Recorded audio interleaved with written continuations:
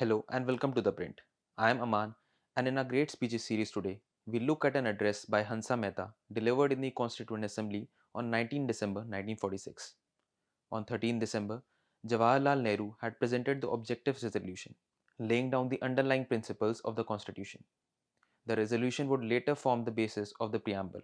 Hansa Mehta was one of 15 women elected to the Constituent Assembly. She was representing Bombay under a Congress party ticket. Born on 3 July 1897 in Surat, she was the daughter of Manubhai Mehta, who served as Diwan of Baroda state. She had been elected to the Bombay Legislative Council in 1937, refusing to contest under a reserved seat for women, and instead contesting under the general category. In 1946, Mehta was serving as president of the All India Women's Conference. Under her leadership, the AIWC had drafted the Indian Women's Charter of Rights and Duties at its 18th session in Hyderabad earlier that year. The charter demanded that women be treated as equal to men and be given civic rights, education, and health on par with men. It also called for equal pay, equal distribution of property, and equal application of marriage laws. Mehta had also been appointed to the Fundamental Rights Subcommittee of the Constituent Assembly along with Rajkumari Amrit Kaur. The two were the only women on this 12-member committee. Mehta was serving as a member of the United Nations Subcommission on the Status of Women and as India's delegate on the United Nations Commission on Human Rights, where she worked alongside Eleanor Roosevelt, its chairperson, on the drafting of the Universal Declaration of Human Rights. She later became vice chair of the Commission on Human Rights in 1950. We revisit this speech to mark the International Women's Day. Here is Hansa Mehta's complete address to the Constituent Assembly on 19 December 1946.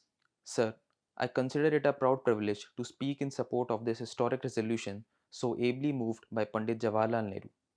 I do not wish to refer to the issue raised by Dr. Jayakar or speak on the speeches made 6,000 miles away by people who either mean mischief or are totally ignorant of the real situation. I wish to offer a few remarks on that of this resolution, the fundamental rights which affect a section of the people, namely women. It will warm the heart of many a woman to know that free India will mean not only equality of status but equality of opportunity. It is true that a few women in the past and even today enjoy high status and have received the highest honor that any man can receive, like our friend Miss Sarojini Naidu. But these women are few and far between. One swallow does not make a summer. These women do not give us a real picture of the position of Indian women in this country. The average woman in this country has suffered now for centuries from inequalities heaped upon her by laws, customs, and practices of people who have fallen from the heights of that civilization of which we are all so proud and in praise of which Dr. Sir S. Radhakrishnan has always spoken. There are thousands of women today who are denied the ordinary human rights.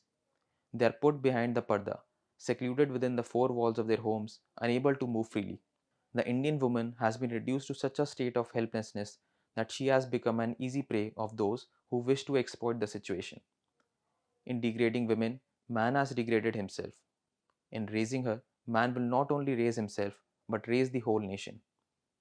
Mahatma Gandhi's name has been invoked on the floor of this house. It would be ingratitude on my part if I do not acknowledge the great debt of gratitude that Indian women owe to Mahatma Gandhi for all that he has done for them. In spite of all these, we have never asked for privileges. The women's organization to which I have the honor to belong has never asked for reserved seats, for quotas, or for separate electorates.